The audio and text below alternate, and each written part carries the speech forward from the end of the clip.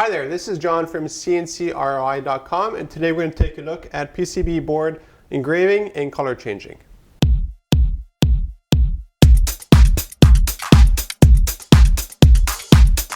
Although there are a lot of different ways of marking a PCB board, the best one is using a laser. In our case, we have a fiber and a CO2.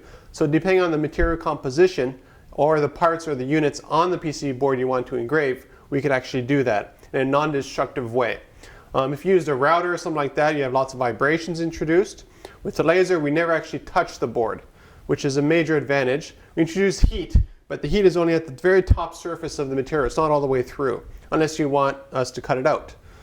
So let's take a look at this PCB board here being engraved on both sides.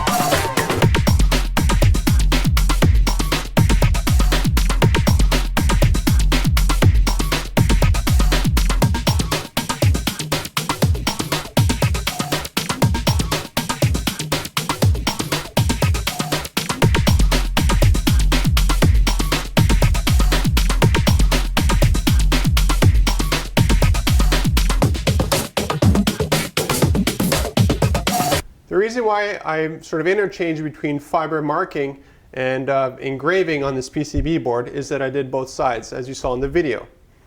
On this side here, I used the CO2 tube, and the results are not very promising. You get a lot of burning, and the texture is sort of okay. By far the best result is on the green part of it, and that's using our fiber laser tube.